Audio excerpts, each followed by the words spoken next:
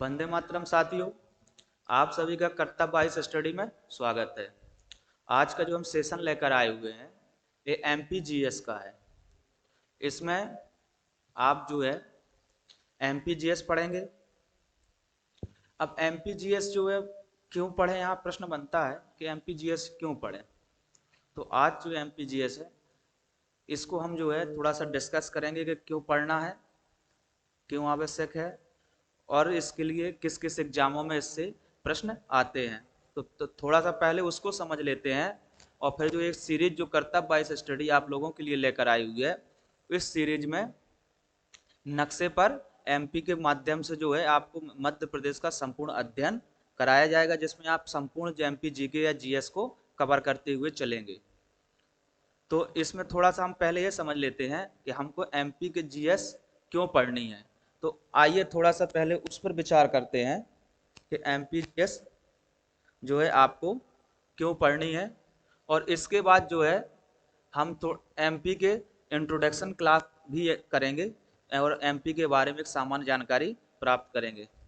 तो आप चाहे आप गवर्नमेंट का कोई भी एग्जाम दे रहा हूँ, मध्य प्रदेश से रिलेटेड हो या आप किसी अन्य राज्य का दे रहा हो या यूपीएससी का दे रहा हो या एसएससी वगैरह का कोई भी एग्जाम दे रहे हो, तो एमपी से कुछ सवाल होते ही होते हैं। चाहे कोई भी एग्जाम हो, चाहे एमपी टेट हो, चाहे केवीएस हो, कोई भी हो, तो वहाँ थोड़ा सा समझते हैं। यहाँ एमपी पीएससी को पहले समझेंगे। यहाँ हमारा मेन टारगेट क्या है, एमपी पीएससी और एमपी पीवी के द्वारा लिए जाने वाले एग्जामों के बारे में हम थोड़ा सा पहले चर्चा करते हैं, डिस्कस करते हैं और फिर आगे की कहानी को देखते हैं। तो यहाँ अगर आप देखेंगे तो जैसे एमपी में दो एग्जाम कंडक्ट होते हैं। यहाँ एमपी में दो एग्जाम लिए जाते हैं। एक तो एमपी आपका पीएससी लेता है और अन्य जो एग्जाम होते हैं वो होता है आपका एमपी ईएसबी, जिसे आप पहले एमपी पीवी या व्यापम के नाम से जानते थे। उसका नया नाम अब ईएसबी है, एम्प्लॉयड सिलेक्शन बोर्ड। तो इन दो फॉर्मेटों के रूप में हमारे यहाँ एग्जाम कंडक्ट कराए जाते हैं एमपी में, और इन दोनों में हम पहले देखेंगे एमपी पीएससी को देखेंगे, फिर एमपी ईएसबी को देखेंगे कि हमको इससे ये पता चलेगा कि एमपी हमको क्यों पढ़ना बहुत महत्वपूर्ण है। अगर आपको एमपी में कोई भी गवर्नमेंट जॉब करनी है तो आपको मध्य प्रदेश का सामान्य अध्ययन पढ़ना अति आवश्यक है। तो क्यों है, कैसे प्रश्न सवाल आते हैं, तो थोड़ा सा हम पहले समझते हैं। तो पहले हम चर्चा करेंगे एमपी पीएससी की। पहले जो है हम चर्चा करेंगे एमपी पीएससी के बारे में। तो आप सभी लोग जानते हैं कि एमपी पीएससी का जो है, एमपी पीएससी जो होती है दो रूप में होती है। पहले होती है प्रारंभिक परीक्षा और दूसरी होती है मुख्य परीक्षा। तो यहाँ देखते हैं कि जो आपकी प्रारंभिक परीक्षा होती है, प्रारंभिक परीक्षा जो आपकी होती है, प्रारंभिक परीक्षा होती है और एक होती है आपकी मुख्य परीक्षा, दूसरी होती है आपकी मुख्य परीक्षा। तो हम इसमें अलग अलग बारे में चर्चा करेंगे। पहले तो हम इसमें पहले क्या देखेंगे कि प्रारंभिक परीक्षा देखेंगे। क्या पहले एमपी पीएससी की प्रारंभिक परीक्षा के बारे में हम थोड़ा सा अध्ययन करेंगे कि, और फिर मुख्य परीक्षा के बारे में चर्चा करेंगे, और इसके बाद हम जो है एमपी ईएसबी द्वारा लिए जाने वाले एग्जामों के बारे में भी चर्चा करेंगे। और फिर इसके बाद हम इंट्रोडक्शन क्लास देखेंगे कि एमपी की एक सामान्य जानकारी या सामान्य परिचय मैप के माध्यम से समझेंगे। तो यहाँ पहले देखते हैं प्रारंभिक परीक्षा। तो प्रारंभिक परीक्षा में जो आपका क्या है, आप यहाँ देखेंगे जैसे प्रारंभिक परीक्षा में आपको सभी को पता है कि प्रारंभिक जो परीक्षा होती है एमपीपीएससी की, ये दो चरणों में होती है। क्या होती है, प्रारंभिक परीक्षा 2022 को हम टारगेट लेके चल रहे हैं, किसको, प्रारंभिक परीक्षा 2022, जो आपकी क्या है, मई में प्रस्तावित है। किसमें है, मई में प्रस्तावित है इसकी परीक्षा डेट। तो प्रारंभिक परीक्षा आपको पता है सभी को कि प्रारंभिक परीक्षा जो है दो पेपर लिए जाते हैं इसका, पेपर फर्स्ट और पेपर सेकंड। तो जो पेपर फर्स्ट होता है क्या है, आप तो जो पेपर आपका जो है फर्स्ट है, और एक पेपर होता है आपका सेकंड, पेपर सेकंड, जिसे आप सी सेट के नाम से जानते हैं, जिसे सिविल सर्विस एप्टीट्यूड टेस्ट बोलते हैं। और एक होता है पेपर फर्स्ट जो होता है जिसे आप जीएस के नाम से जानते हैं, जीएस, के नाम से जानते हैं, जनरल स्टडी के नाम से जानते हैं। तो जो पेपर सेकंड होता है ये आपका मात्र क्या होता है, क्वालिफाइंग होता है। इसमें आपको 40% नंबर लाने होते हैं, ये फाइंग मार्क होता है। और जो पेपर सेकंड होता है ये आपका क्या होता है, मेरिट होता है। इसमें मेरिट जो है आपकी इससे निर्धारित होती है जीएस पेपर से। तो हम चर्चा इसमें जीएस पेपर में करेंगे, जीएस पेपर के बारे में यहाँ पर हम चर्चा करेंगे, डिस्कशन करेंगे। तो थोड़ा सा आगे देखते हैं कि जो आपका जीएस पेपर है, ये जीएस पेपर में जो है लगभग आपके कितने प्रश्न होते हैं। इसमें आपके जो प्रश्न होते हैं, प्रश्नों की संख्या होती है 100। कितनी होती है, 100 होती है। थोड़ा इसे और अच्छे से समझते हैं। जैसे आपका पेपर जो है, पेपर आपका जो है फर्स्ट है, पेपर फर्स्ट में क्या है, पेपर फर्स्ट में जो होते हैं प्रश्न जो आपके होते हैं, कितने प्रश्न होते हैं आपके, 100। कितने होते हैं प्रश्न, प्रश्नों की जो संख्या है वो है 100 की। और इनके जो अंक होते हैं, प्रत्येक प्रश्न जो होता है, प्रत्येक प्रश्न जो कितने का होता है, 200 का होता है। 200 प्रत्येक प्रश्न जो होता है 2 अंक का होता है। कितने अंक का होता है, 2 अंक का होता है। मतलब आपका पूर्णांक जो होता है, पूर्णांक जो होता है आपका वो 200 का होता है। कितने का होता है, 200 का। अब यहाँ प्रश्न ये बनता है कि हम यहाँ इसकी चर्चा क्यों कर रहे हैं। भाई पेपर फर्स्ट है, 100 प्रश्न आते हैं, ठीक है, प्रत्येक प्रश्न 2 अंक का है, वो भी ठीक है। लेकिन हम यहाँ मध्य प्रदेश का सामान्य अध्ययन पढ़ने जा रहे हैं, और हम यहाँ इसकी चर्चा क्यों कर रहे हैं, पेपर फर्स्ट की चर्चा क्यों कर रहे हैं। तो आइए उसका जवाब आपको मैं देता हूं कि यहाँ जो प्रत्येक, इसमें लगभग जो 100 प्रश्न होते हैं, इसमें 25 से आपके 30 प्रश्न क्या होते हैं, 25 से 30 प्रश्न जो आपके होते हैं, 30 प्रश्न जो आपके होते हैं वो कहाँ से आते हैं, वो आपके एमपी जीएस कुछ लोग आप कह सकते हैं एमपी जीके से आते हैं। कहाँ से आते हैं, एमपी जीके से प्रश्न कितने, 25 से 30 प्रश्न आते हैं। यानी कि आपके 100 में से अगर 25 से 30 काउंट कर लिए जाए, लगभग 70 से 75 क्वेश्चन आपके अन्य क्षेत्र विषय से आते हैं, और 25 से 30 प्रश्न सीधे सीधे किसमें आते हैं, एमपीजीएस से आते हैं। ये है प्रारंभिक परीक्षा में। तो आप एक सामान्य सी बात बताइए, क्या एमपीजीएस को ना पढ़े, अगर आप एमपीजीएस को छोड़ दें, एमपीजीएस को छोड़ दें, तो क्या एमपी की पीएससी के आप प्रारंभिक परीक्षा पास कर पाएंगे। एमपी पीएससी की प्रारंभिक का आपको पता है कि लगभग 70 से 75, या यहां तक कि कहूं कि अगर मैं 2021 की कट ऑफ की बात करूं, या 21 या 19 की कट ऑफ की बात करूं, तो ये लगभग 76 या 77 तक गया हुआ है। अनरिजर्व की बात कर रहा हूं यहाँ पे, अनरिजर्व का जो कट ऑफ गया हुआ है वो 76 से 77 तक गया हुआ है।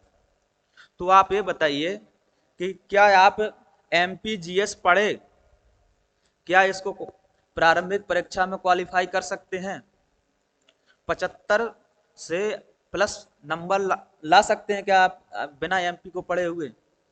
थोड़ा सा मुश्किल या कठिन काम है, क्योंकि अगर इन प्रश्नों को आप निकाल देंगे, इन प्रश्नों को आप अगर निकाल देंगे, तो लगभग 70 से 75 क्वेश्चन बच जाते हैं, और अपन ने ये नहीं पढ़ा है, तो आप जो है एमपी पीएससी की प्रारंभिक परीक्षा को क्वालिफाई करना बहुत ही मुश्किल हो जाएगा। इसीलिए जो है अन्य स्टेट के जो यूपीएससी वगैरह की तैयारी करते हैं और फिर एमपी पीएससी का प्रारंभिक परीक्षा देने आते हैं, तो उनको जो है कहीं ना कहीं कई प्रकार की चुनौतियों का सामना करना पड़ता है, और उनका पेपर खराब हो जाता है, क्योंकि एमपी स्पेशल के उनके प्रश्न गलत हो जाते हैं। अन्य विषय के भी history, polity, geography, current affairs, economics आदि को तो अच्छे से कर लेते हैं, लेकिन उन पे एमपीजीएस का पेपर अच्छे से नहीं हो पाता है, तो जिसकी वजह से वो लोग कहीं ना कहीं उनका पेपर खराब हो जाता है। तो आप समझ गए होंगे कि हमको अगर प्रारंभिक परीक्षा पास करनी है तो एमपीजीएस पढ़ना अति आवश्यक है। तो ये तो हुई हमारी प्रारंभिक परीक्षा की बात कि अगर हमको 25 से 30 प्रश्न बनाने हैं तो हमको एमपीजीएस पढ़ना है। अब थोड़ा सा अब मुख्य परीक्षा के बारे में अगर बात कर लेते हैं, तो थोड़ा मुख्य परीक्षा में की बात करें अगर आप, तो जो आपका मुख्य परीक्षा है, पीएससी की जो मुख्य परीक्षा है, मुख्य परीक्षा में जो है एमपी जीएस जो है आपकी प्रत्येक पेपर में है, चाहे आपका पेपर फर्स्ट हो, चाहे आपका पेपर, आपको पता है कि एमपीपीएससी की जो मुख्य परीक्षा होती है इसमें क्या है, पेपर आपके कितने होते हैं, आपके जो पेपर होते हैं वो 6 पेपर होते हैं। पेपर की संख्या कुल कितनी होती है, कुल जो है आपके 6 पेपर होते हैं, जिसमें से आपके पेपर फर्स्ट से लेकर फोर्थ तक, जिसे आप जीएस कह सकते हैं, जीएस के पेपर होते हैं।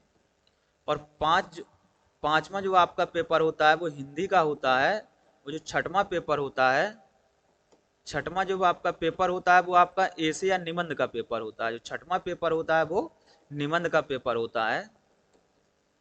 तो जो आपके हिंदी और निबंध पेपर 5वें 6वें से आपका कोई लेना देना नहीं है, इसमें सीधी हिंदी आती है और निबंध आता है, तो एमपीजीएस का कोई लेना देना नहीं है। लेकिन जो आपका महत्वपूर्ण हो जाता है, लेकिन जो आपका महत्वपूर्ण हो जाता है वो हो जाता है आपका महत्वपूर्ण क्या हो जाता है, पेपर 4 से लेके 1 से लेके 4 तक।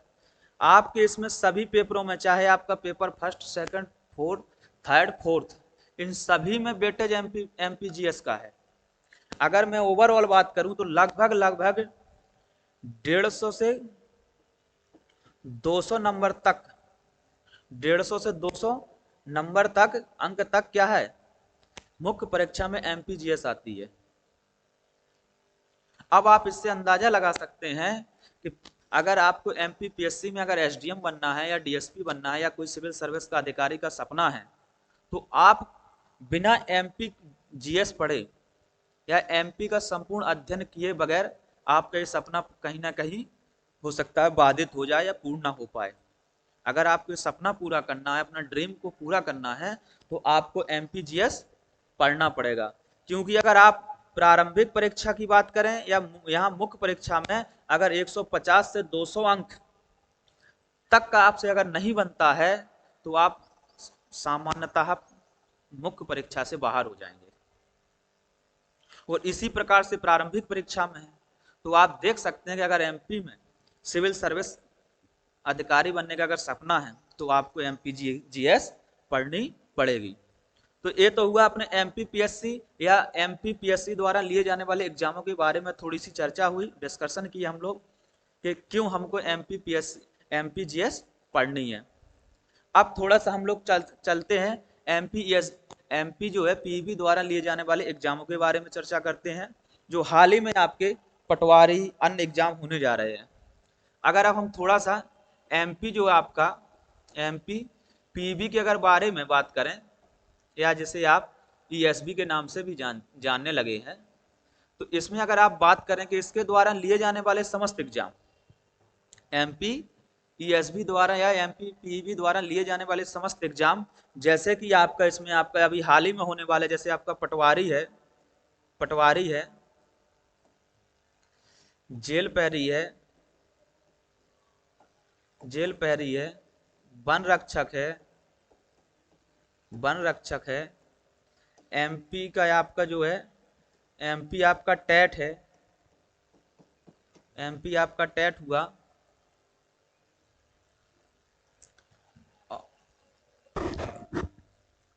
और आपके अन्य कोई भी एग्जाम, जैसे आप कह सकते हैं कि ग्रुप समूह आपका जो है 2 या समूह 4, ग्रुप 2 ग्रुप 4 की जितने भी जो एग्जाम इसमें एग्जाम लिए जाने वाले समस्त एग्जामों में आपके में पेपर में क्या है कि आप कोई भी पेपर दीजिए एमपी पीईबी का, इसमें आपको एमपी का सामान्य अध्ययन के प्रश्न सवाल देखने को मिलेंगे ही मिलेंगे। अब कितने मिलते हैं, क्या मिलते हैं, ये व्यापम अपने हिसाब से इनकी संख्या कम करता रहता है, बढ़ाता रहता है, लेकिन आपको यहाँ पर सवाल देखने को मिलेंगे। तो बिना आप एमपीजीएस पढ़े, एमपीजीएस आप बिना पढ़े या जीएस या जीके को पढ़े आप एमपी में कोई भी गवर्नमेंट एग्जाम क्लियर नहीं कर पाएंगे। कोई भी गवर्नमेंट एग्जाम अगर आपको क्लियर करना है तो आपको एमपीजीएस या जीके पढ़ना पड़ेगा। तो ये था थोड़ा सा इंट्रोडक्शन, हमको बताना था कि हमको एमपीजीएस क्यों पढ़ना चाहिए, क्या इसका महत्व है। तो यहाँ थोड़ा हमने डिस्कशन किया हुआ है। और आप चाहे यूपीएससी का भी अगर पेपर देखेंगे तो यूपीएससी में भी आपको या पीएससी में एसएससी में भी एमपी से क्या सवाल आए हुए हैं, चाहे आप यूपीएससी का दें या एसएससी का दें आप, आदि कोई भी एग्जाम में भी आपको क्या है, आदि में क्या है, आपको एमपी जीके के सवाल देखने को मिलेंगे। तो हमको एमपी जीएस को पढ़ना है, अच्छे से पढ़ना है। कर्तव्य वाइज स्टडी आपके लिए फ्री ऑफ कॉस्ट व्यवस्थित तरीके से नक्शे के माध्यम से आपको संपूर्ण एमपी जीएस की क्लास लाएंगे। डेली आपको क्लासें उपलब्ध कराई जाएंगी और हमको अच्छे से तैयारी करनी है और अपने सपनों को साकार करना है। तो चलिए, अब ये तो हो गया थोड़ा सा हमारी डिस्कशन इंट्रोडक्शन क्लास पे। अब हम समझते हैं मध्य प्रदेश का सामान्य अध्ययन। अब एमपी इंट्रोडक्शन की बात करेंगे तो इसको पहले देखेंगे कि भारत के नक्शे पर एमपी कहाँ पर स्थित है। एमपी का जो आपका राज्य मध्य प्रदेश, वो भारत के नक्शे पर किस हिस्से में आता है, उत्तर में आता है, दक्षिण में आता है, पूर्व में आता है, पश्चिम में आता है या मध्य में आता है। तो हम पहले जो है भारत के नक्शे पर मध्य प्रदेश को देखेंगे। हालांकि आप सभी सामान्यता लोग जानते होंगे, लेकिन थोड़ा सा हम यहाँ एक बेसिक लेवल से थोड़ा एडवांस की ओर चलेंगे, ताकि कोई भी अगर व्यक्ति जो है, अभ्यर्थी जो है, पहली बार भी अगर अपनी क्लास देख रहा है तो उसको भी समझ में आना चाहिए, और जो प्रॉपर तैयारी करने वाले हैं वो भी देख रहे हैं तो उनको भी समझ में आना चाहिए। तो हम पहले उसको देखेंगे, फिर मध्य प्रदेश के नक्शे के माध्यम से मध्य प्रदेश के पड़ोसी राज्यों को जानेंगे, किनके साथ कौन सीमा आता है, और तमाम उत्तरी, दक्षिणी, पूर्वी, पश्चिमी कर्क रेखा कहाँ से गुजरती है, तमाम एक सामान्य जानकारी या इंट्रोडक्शन के बारे में चर्चा करेंगे, डिस्कस करेंगे। यहाँ से आपको कुछ ना कुछ सवाल देखने को मिलते ही हैं, हमेशा यहाँ से प्रश्न बनते हैं, चाहे आप कोई भी एग्जाम देने जाएं या कुछ भी करें, मध्य प्रदेश का कोई भी एग्जाम देने जाएंगे, यहाँ से एक दो प्रश्न आपको देखने को मिल जाएंगे, एक दो प्रश्न आपको देखने को मिल जाएंगे। तो आइए पहले देखते हैं कि भारत के नक्शे पर मध्य प्रदेश कहाँ पर स्थित है। तो ये पहले थोड़ा सा समझते हैं। ये जो आपके सामने खुला हुआ पेज है, ये मध्य प्रदेश भी आपको इसमें दिख रहा होगा और भारत के समस्त राज्य भी दिख रहे होंगे। तो ये भारत का नक्शा है। इस भारत के नक्शे पर हमको मध्य प्रदेश देखना है। तो आप देखिए कि मध्य प्रदेश का अगर ये नक्शे की अगर आप बात करेंगे तो मध्य प्रदेश ये देखिए स्थित है भारत के नक्शे पर। कहाँ पर है? एकदम मध्य भाग में स्थित है। कहाँ पर है? मध्य प्रदेश एकदम भारत के जो नक्शा हुआ है उसके एकदम मध्य भाग में स्थित है। अब यहाँ एक प्रश्न बनता है आपका कि मध्य प्रदेश को मध्य प्रदेश नाम किसने दिया। तो आपका जो प्रश्न का है, कई बार एग्जामों में प्रश्न आया हुआ है। तो आपके जो प्रथम भारत के प्रधानमंत्री थे पंडित जवाहरलाल नेहरू जी, पंडित जवाहरलाल नेहरू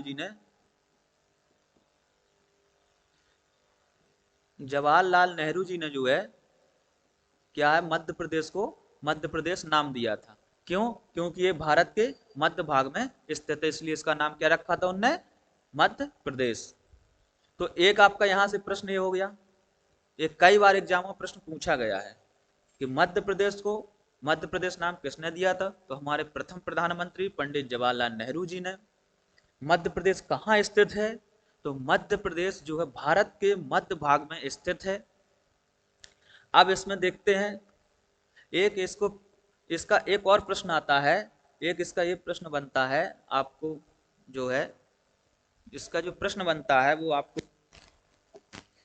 एक प्रश्न क्या बनता है कि क्या मध्य प्रदेश भू चारों ओर लैंड लॉकेड है, मतलब भू आवेष्टित है, इसकी किसी भी सागर से तटीय सीमा नहीं लगती है, ये भी प्रश्न आया हुआ है। तो आप देखिए कि भारत जो है किसी भी समुद्र के साथ सीमा अपनी साझा नहीं करता है, तो क्या ये लैंड लॉकेड है? तो ये भी प्रश्न बनता है और आया हुआ प्रश्न है। तो आपको इसको भी अगर आप नक्शे से देखेंगे तो इसको हल करने में आपको आसानी होगी। तो आपका ये दूसरा प्रश्न हो गया। अब थोड़ा यहाँ देख लेते हैं कि मध्य प्रदेश अपना किन किन राज्यों के साथ सीमा साझा करता है। मध्य प्रदेश अपने किन किन राज्यों के साथ सीमा साझा करता है, तो आपको इस नक्शे के माध्यम से देखना है। यहाँ से ये अगला प्रश्न बनता है कि मध्य प्रदेश के देखिए कितने राज्यों से सीमा साझा करता है? तो मध्य प्रदेश जो है आपका कितने राज्यों से सीमा साझा करता है? वो करता है 5 राज्यों से। एमपी जो है आपका, एमपी 5 राज्य हैं, 5 राज्यों के साथ क्या करता है? 5 राज्यों के साथ अपनी क्या है? अपनी सीमा साझा करता है, साथ सीमा साझा करता है। तो अब यहाँ एक प्रश्न ये हल हो गया कि कितने राज्यों के साथ मध्य प्रदेश की सीमा लगती है, तो यहाँ आपका सवाल का आंसर होगा 5 राज्यों से। दूसरा यहाँ बनता है क्या मध्य प्रदेश किसी भी अंतर्राष्ट्रीय देश के साथ सीमा साझा करता है? तो आपका प्रश्न होगा नहीं, मध्य प्रदेश किसी भी अंतर्राष्ट्रीय देश के साथ सीमा साझा नहीं करता है या अंतर्राष्ट्रीय सीमा नहीं बनाता है। अब यहाँ एक प्रश्न अब बनता है क्या कि कौन सा राज्य मध्य प्रदेश के उत्तर में है, कौन सा दक्षिण में है, कौन सा पश्चिम में है, कौन सा पूर्व में है? तो आपको यहाँ से भी प्रश्न बनता है, तो इसको भी देखना है आपको, इसको भी आपको जो है देखना है। तो देखिए मध्य प्रदेश के उत्तर में कौन सा राज्य है? उत्तर में आपको पता लग रहा है कि उत्तर से ही नाम स्पष्ट है, तो आपका उत्तर प्रदेश है। क्या है? उत्तर में उत्तर प्रदेश है। दक्षिण में आपका महाराष्ट्र है।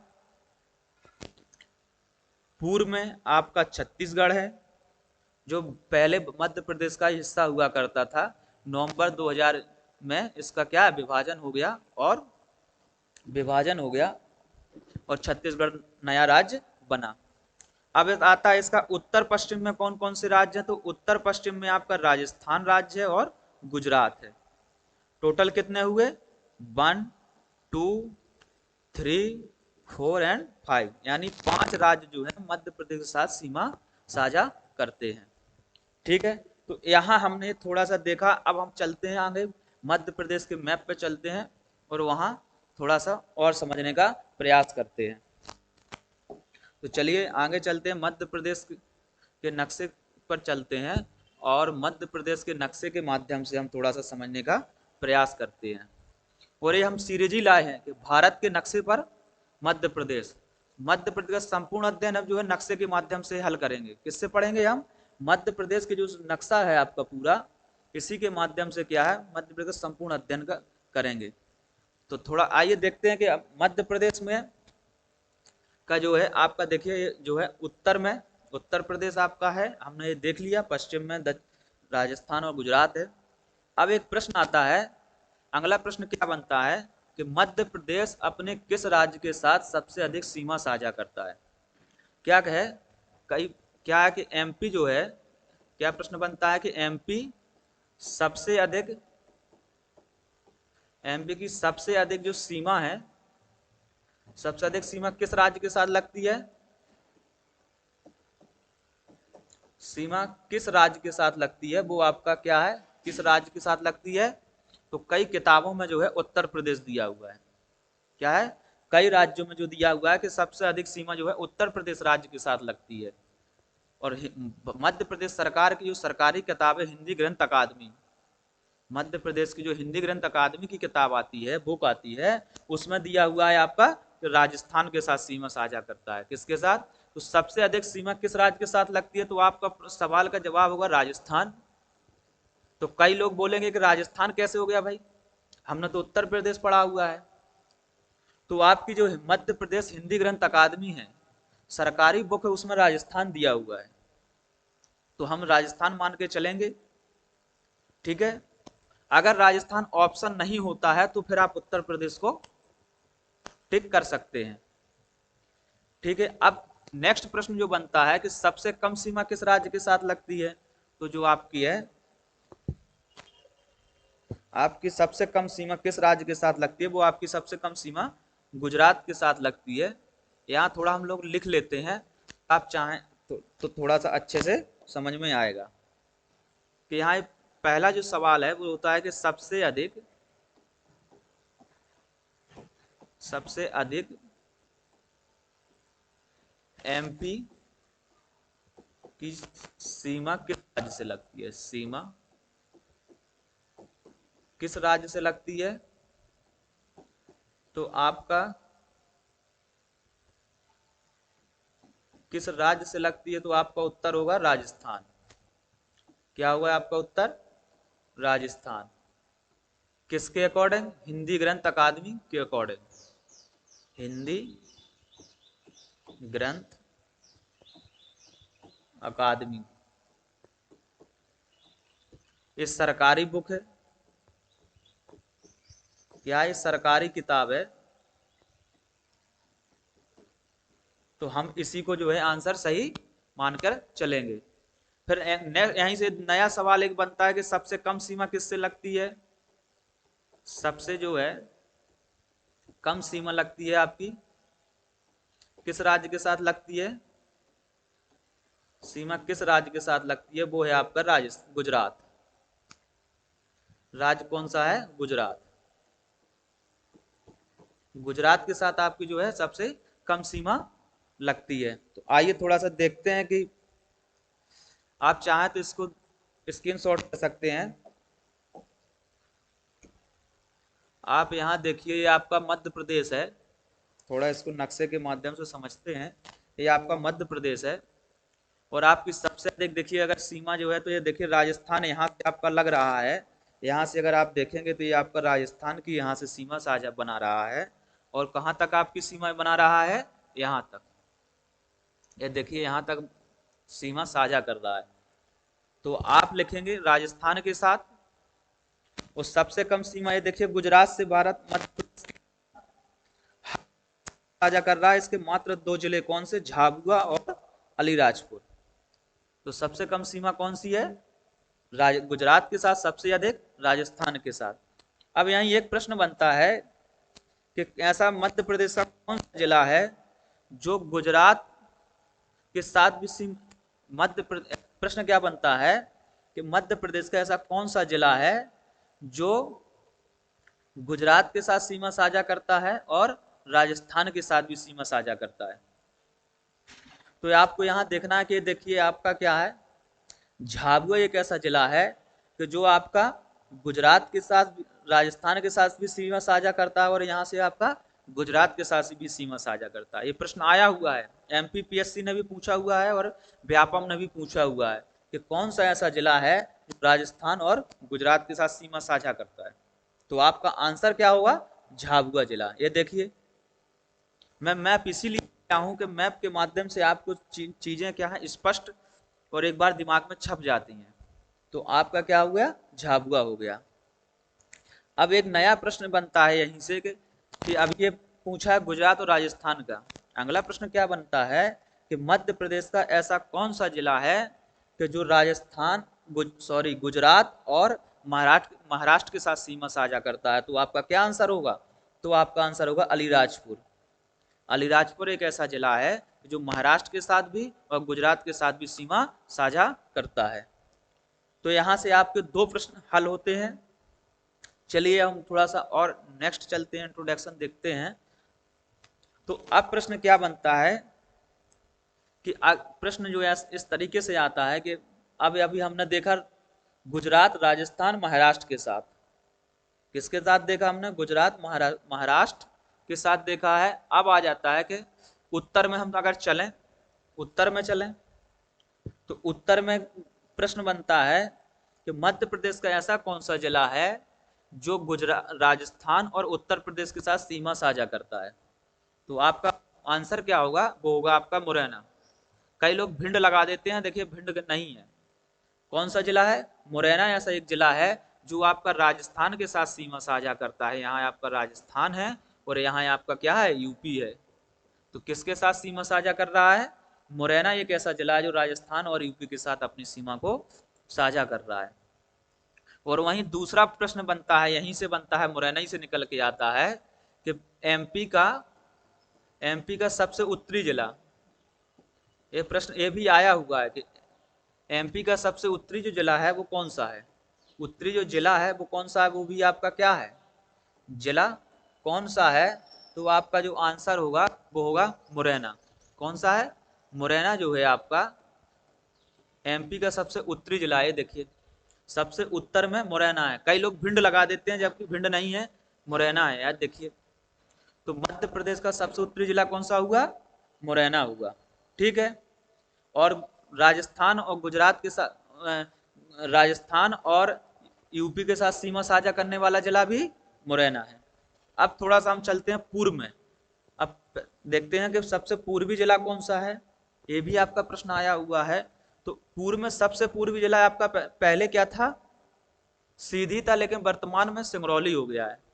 सीधी से सिंगरौली 2008 में का इसका नया जिला बनाया गया था। तो अब सबसे एमपी का पूर्वी जिला जो है सिंगरौली है। तो हमारा प्रश्न ये हल हो गया कि एमपी का सबसे पूर्वी जिला सिंगरौली। ठीक है। अब प्रश्न बनता है अगला कि उत्तर प्रदेश के साथ और छत्तीसगढ़ के साथ सीमा साझा करने वाला जिला कौन सा है। तो उत्तर प्रदेश के साथ सीमा साझा आपका पता है कि ये यूपी है और ये आपका छत्तीसगढ़ है। इसके साथ सीमा साझा कौन सा जिला कर रहा है, वो कर रहा है आपका सिंगरौली। क्या कर रहा है आपका सिंगरौली। देखिए यहाँ भी यूपी को टच कर रहा है, यहाँ तक क्या है आपकी यूपी है, क्या है यहाँ तक यूपी है। और यहाँ से जो आपका यहाँ से जो क्या है छत्तीसगढ़ लग गया है। तो सिंगरौली यूपी को और छत्तीसगढ़ को सीमा को साझा करता है। दूसरा प्रश्न सबसे पूर्वी जिला है। चलिए ठीक है, अब हमने देख लिया पूरब में। अब हम चलते हैं दक्षिण में। क्या है, अब हम देखते हैं थोड़ा सा दक्षिण में के। अब प्रश्न ये आता है कि मध्य प्रदेश का सबसे दक्षिणी जिला कौन सा है। तो सबसे दक्षिणी जिला आपका कौन सा है, ये देखिए आपका सबसे दक्षिणी जिला वो है बुरहानपुर। कौन सा है, बुरहानपुर है। तो सबसे मध्य प्रदेश का सबसे दक्षिणी जिला बुरहानपुर है। आपका यहां से एक प्रश्न हल होता है। अब इस दक्षिण मध्य प्रदेश से ही एक और प्रश्न बनता है कि मध्य प्रदेश का ऐसा कौन सा दक्षिणी जिला है जो दो राज्यों के साथ सीमा साझा करता है, यानी छत्तीसगढ़ से भी और महाराष्ट्र से। ये आपको पूरा मैप याद रखना है, तो आप आसानी से यहाँ से सवाल बनते ही बनते हैं, हर एग्जाम में बनते हैं। तो इसको आप अच्छे से हल कर भी सकते हैं अगर आपको मैप याद है। कि अगर आपको पता है कि उत्तर में कौन सा राज्य है, दक्षिण में कौन सा राज्य है, पूरब में कौन सा राज्य है, पश्चिम में कौन सा राज्य है, अगर आपको ये याद है और जिला कौन सा किस दिशा में है, मुरैना की बात कर रहा तो मतलब उत्तर में है, अगर अलीराजपुर या झाबुआ की बात कर रहा है तो क्या ये पश्चिम में है, और पूरब की बात कर रहा है तो सिंगरौली का आपका आएगा, और दक्षिण में कर रहा है तो आपको कौन से दक्षिण में जिले हैं वो आपको याद रखने हैं। तो देखिए मध्य प्रदेश का सबसे दक्षिणी जिला कौन सा है, बुरहानपुर है। अब यहां से एक नया प्रश्न बनता है कि मध्य प्रदेश का दक्षिणी जिला ऐसा कौन सा है जो दो राज्यों के साथ सीमा साझा करता है, छत्तीसगढ़ और महाराष्ट्र के साथ। तो आपका आंसर क्या होगा, वो होगा आपका बालाघाट। क्या आंसर आपका होगा, बालाघाट। बालाघाट दक्षिण मध्य प्रदेश का एकमात्र ऐसा जिला है जो दो राज्यों के साथ सीमा साझा करता है, छत्तीसगढ़ और महाराष्ट्र के साथ। अब हमने यहाँ ये देख लिया कि उत्तरी जिला देखा, दक्षिणी जिला देखा, पूर्वी जिला देखा, पश्चिमी जिला देखा, और यहाँ से ये प्रश्न बनते हैं और आपने मैप के माध्यम से देखा। तो चलिए अब नेक्स्ट आगे चलते हैं जहाँ से और प्रश्न बन सकते हैं या इसकी सामान्य जानकारी जो है और होती है। अब प्रश्न क्या बनता है कि मध्य प्रदेश के मध्य भाग से कर्क रेखा गुजरती है। क्या गुजरती है, मध्य प्रदेश के मध्य भाग से कर्क रेखा गुजरती है। वो कितने जिलों से गुजरती है, तो आपको देखना है कि जो मध्य प्रदेश के से कर्क रेखा गुजरती है, वो कर्क रेखा जो है कहां से, मध्य प्रदेश के मध्य भाग से गुजरती है, 14 जिलों से गुजरती है। कितने, 14 जिलों से। एक इससे प्रश्न बनता है तो सीधा पूछ लेता है कि मध्य प्रदेश से कर्क रेखा कितने जिलों से गुजरती है, तो आपको याद रखना 14 जिले। अगर कोई जिला पूछ ले, पिछली बार एमपीपीएससी ने पूछा हुआ था कि कर्क रेखा के सबसे नजदीक कौन सा जिला है, इस प्रकार से पूछा था। या कभी कभार ये भी पूछ सकती है कि मध्य प्रदेश में कि कौन सा जिला कर्क रेखा से होकर नहीं गुजरती है रेखा। तो हमको ये भी देखना है। थोड़े आइए देखते हैं कि मध्य प्रदेश की में कर्क रेखा कौन कौन जिलों से होकर गुजरती है। तो अगर आप यहाँ से पश्चिम से देखें, पश्चिम से अगर आप देखेंगे तो पहला आपका आता है रतलाम, रतलाम से होकर गुजरती है। फिर दूसरा उज्जैन से आपका गुजरती है। तीसरा अगर आपका आता है तो शाहजहांपुर आता है। चौथा है आपका सीहोर। फिर आपका भोपाल, रायसेन, विदिशा, सागर, दमोह, जबलपुर, कटनी, उमरिया, शहडोल, शहडोल और आपका राजगढ़। ये आपके 14 जिले हैं जिनसे कर्क रेखा होकर गुजरती है। इनको आपको याद रखना है कि इस जितने भी लगभग कर्क रेखा ऐसे गुजरती है, मध्य भाग से होकर गुजरती है, तो जो मध्य भाग में स्थित जिले हैं उनको एक बार आप याद इनका जरूर रखिए। कौन कौन से जिले हैं आपके? रतलाम, उज्जैन, शाजापुर, राजगढ़, भोपाल, सीहोर, विदिशा, रायसेन, सागर, दमोह, कटनी, जबलपुर, उमरिया और शहडोल। इन जिलों को आपको याद रखना है। चलिए नेक्स्ट, ये हमने देखा। अब हम एक देखते हैं कि इसका जो है, इसकी क्या है, आप कभी कभार पूछ लेता है कि उत्तर से दक्षिण में इसकी लंबाई कितनी है और पूरब से पश्चिम इसकी लंबाई पूछ लेता है, वो कितनी है, तो हमको वो देखनी है। और इसके हम अभी भौगोलिक या भौगोलिक स्थिति भी देखेंगे।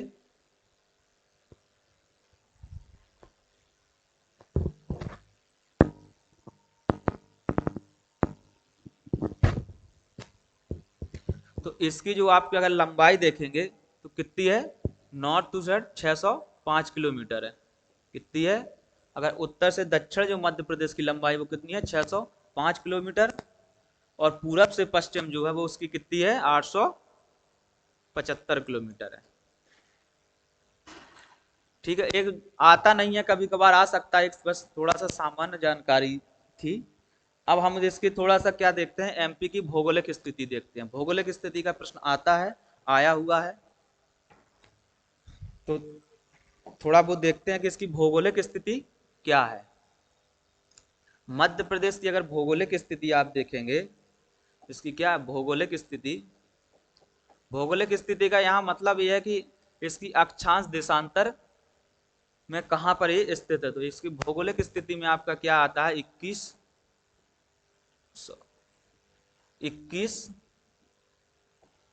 6 से 26 डिग्री 30 उत्तरी अक्षांश। अब यहाँ थोड़ा सा आप लोग को लग रहा होगा कि अगर जो अक्षांश देशांतर जानते हैं उनको तो समझ में आ रहा होगा, लेकिन कई जो लोग ऐसे होंगे कि जिनको अक्षांश और देशांतर नहीं समझ में आता है। ये क्या क्या है, क्यों लिखा जा रहा है, उत्तरी अक्षांश, दक्षिणी अक्षांश, देशांतर में अभी लिखूंगा, तो वो क्यों लिखा जा रहा है। तो 74 से आपका 82-48 लगभग है, एक आध पॉइंट इधर उधर हो सकता है। तो ये पूर्वी देशांतर के मध्य स्थित है, पूर्वी देशांतर के मध्य स्थित है। तो ये सीधा सीधा प्रश्न आया हुआ है और आता है, तो आपको इसको थोड़ा सा याद रखना है। अब ये यहाँ आप सोच रहे होंगे कि ये जो 6 लिखा हुआ है, जो आपका 6 लिखा हुआ है, ये 6 जो लिखा हुआ है ये क्या है। तो ये 21 डिग्री अक्षांश लिखा हुआ है और 6 का मतलब होता है 6 मिनट, यानी ये मिनट को दर्शाता है। किसको दर्शाता है आपका, ये मिनट को दर्शाता है। यानी कि आप अगर 21 डिग्री अक्षांश पर आप खड़े हैं, ठीक है, माने कि कोई ये रेखा है, ये कोई रेखा है और 21 डिग्री अक्षांश पे है, तो इस पर आप खड़े हैं, तो 6 मिनट आप और चलेंगे तो आपको मध्य प्रदेश की स्थिति मिलेगी। यानी मध्य प्रदेश आपको कब मिलेगा, जब 21 डिग्री से 6 मिनट और आप चलेंगे उत्तर की तरफ, तो आपको मध्य प्रदेश मिल जाएगा। तो ये जो ये लिखा हुआ है ये मिनट को दर्शा रहा है। अब यहाँ से थोड़ा सा ये समझते हैं कि अक्षांश और देशांतर क्या होते हैं। अक्षांश और देशांतर को थोड़ा सा समझते हैं। जो पहली बार नाम सुने होंगे उनको नहीं पता होगा, जो ऑलरेडी तैयारी कर रहे हैं तो उनको पता होगा। तो आप ये मान के चलिए, आपकी ये पृथ्वी है, ये पृथ्वी है, इसके मध्य से एक काल्पनिक रेखा गुजारी जाती है। इस काल्पनिक रेखा को क्या कहते हैं, 0 डिग्री की रेखा या भूमध्य रेखा कहती हैं। क्या कहती हैं, भूमध्य रेखा कहती हैं। ये आपकी भूमध्य रेखा है। तो ये क्या करती है, पृथ्वी को 2 बराबर भागों में बांट देती है। अब इसी को आधार मानकर इसके जो प्रत्येक 1 डिग्री पर जो रेखाएं खींची जाती हैं, ये आपकी उत्तर में खींची जाएंगी और ये आपके दक्षिण में खींची जाएंगी। यानी जो विषुवत रेखा है, इसके ऊपर अगर खींची जाए तो इसे नॉर्थ कहते हैं और इसे आप साउथ कहते हैं, यानी उत्तरी अक्षांश और दक्षिणी अक्षांश। तो जो ये समानांतर रेखा खींची गई इन्हें को क्या कहते हैं? अक्षांश कहते हैं। क्या कहते हैं इन्हें? अक्षांश कहते हैं। और क्या है? प्रत्येक 1 डिग्री पर खींची जाती हैं, प्रत्येक 1 डिग्री पर खींची जाती हैं, खींची जाती हैं। तो इन्हीं एक काल्पनिक रेखाओं को जो क्या है, हम अक्षांश कहते हैं। अब आता है कि हमने देशांतर भी पढ़ा था। देशांतर क्या होता है? हमने देशांतर भी पढ़ा हुआ था। तो देशांतर को देखते हैं। आपने देशांतर पढ़ा था, तो जिस प्रकार से हमने भूमध्य रेखा काल्पनिक रेखा को अक्षांशों को खींचने के लिए काल्पनिक 0 डिग्री की रेखा मानी थी, उसी प्रकार से एक हम 0 डिग्री की उत्तर से दक्षिण 0 डिग्री की एक काल्पनिक रेखा खींचते हैं, जैसे प्रधान ज्ञामोत्तर बोलते हैं। तो अब इसको आधार मानकर हम इसको आधार को इधर इसको हम ईस्ट कहते हैं, इधर ईस्ट कहते हैं और इधर वेस्ट कहते हैं, यानी पूरब और पश्चिम। तो अब इसको आधार मानकर हम जब ऐसे प्रत्येक डिग्री पर फिर अक्षांश रेखाएं खींचते हैं, इन रेखाओं को क्या कहा जाता है? इस प्रकार से जब हम रेखाएं खींचते हैं उत्तर से दक्षिण, तो इन रेखाओं को क्या कहा जाता है? देशांतर कहा जाता है। क्या कहा जाता है? देशांतर कहा जाता है। और भारत की स्थिति लगभग, भारत की स्थिति जो है, ये आपकी 0 डिग्री की रेखा इस 0 डिग्री के उत्तर में है, यहाँ कहीं भारत स्थित है, यहाँ स्थित है। तो इसीलिए हम भारत को क्या कहते हैं? अब 0 डिग्री की रेखा के उत्तर में है तो इसे उत्तरी अक्षांश कहते हैं, उत्तरी अक्षांश लिखते हैं आप। और ये 0 डिग्री देशांतर रेखा के पूर्व में है तो इसे हम पूर्वी देशांतर लिखते हैं। इसीलिए हम जो है भारत की जब भौगोलिक स्थिति बताते हैं या मध्य प्रदेश की भौगोलिक स्थिति बताते हैं, तो हम क्या है? उत्तरी अक्षांश और पूर्वी देशांतर का उपयोग करते हैं। तो आशा करते हैं कि थोड़ा सा आपको अक्षांश, देशांतर और भौगोलिक स्थिति समझ में आ गई होगी। तो यही इस था कि जो एमपी का थोड़ा सा हमको इंट्रोडक्शन देना था नक्शे के माध्यम से, तो हमने देने का प्रयास किया। और आपके यहाँ से जो भी आप एग्जाम देने जाएंगे 1 से 2 प्रश्न आएंगे ही आएंगे और आप उनको हल करने में आसानी होगी। इसी प्रकार से नक्शे के माध्यम से हम पूरे जो है मध्य प्रदेश का संपूर्ण अध्ययन लेकर आए हैं और आपको डेली क्लासें मिलेंगी। कल नेक्स्ट सेशन में हम क्या पढ़ेंगे? नेक्स्ट सेशन में हम जो है मध्य प्रदेश का भौतिक विभाजन पढ़ेंगे। आपको पता है कि क्या, आपको पता है कि जो मध्य प्रदेश का जो है, मध्य प्रदेश का हम क्या पढ़ेंगे? भौतिक विभाजन पढ़ेंगे नेक्स्ट क्लास में। और ये सब हम नक्शे के माध्यम से पढ़ेंगे, भौतिक विभाजन पढ़ेंगे। आप लोग चाहें तो पढ़ के भी आ सकते हैं। और पूरा जो भौतिक विभाजन है वो नक्शे के माध्यम से पढ़ेंगे। अब नक्शे के माध्यम से क्यों पढ़ रहे हैं, हम क्यों लेके आए हैं? क्योंकि भूगोल या कोई भी जब हम पढ़ते हैं तो नक्शे के माध्यम से पढ़ते हैं, तो हमारे दिमाग में लंबे समय तक उसकी इमेज छपी रहती है। कोई चीज़ को हम अगर नक्शे से नहीं पढ़ते हैं, रटते हैं, याद करते हैं, तो एक समय बाद भूल जाती है। और अब प्रश्न जो एग्जाम का जो पैटर्न आने लगा है, वो आपका सीधा प्रश्न नहीं आता है, वो आपका कॉन्सेप्ट बेस आता है। तो इस नक्शे के माध्यम से क्या चीज़ें होती हैं? कॉन्सेप्ट क्लियर होता है और जो है सवालों को हल करने में सहायता होती है। जैसे आपने मध्य प्रदेश का ये जो आपके सामने नक्शा खुला हुआ है, अगर ये आपको नक्शा आपके दिमाग में छप गया और आपको उत्तर, दक्षिण, पूरब, पश्चिम आपने देख लिया, तो दिमाग में है कि पश्चिम में कौन से राज्य हैं, पूरब में कौन से हैं, उत्तरी जिला कौन सा है, दक्षिणी जिला कौन सा है, तो मैंने आपको एक बार बताया है, तो आपके दिमाग में सारी चीज़ें छप गई होंगी कि भाई हाँ, सबसे दक्षिणी जिला कौन सा है, तो बुरहानपुर है। इस प्रकार से आपको थोड़ी सी आसानी होगी। और इसी प्रकार से आप लोग पढ़ाई करिएगा कि जब भी कुछ चीज़ को पढ़िएगा तो प्रयास करिएगा कि उसका मैप अगर मिल जाए, मैप के माध्यम से देख देख कर पढ़िएगा तो आपको आसानी होगी। तो तब चलिए मिलते हैं नेक्स्ट सेशन में, तब तक के लिए धन्यवाद। वंदे वंदे मातरम।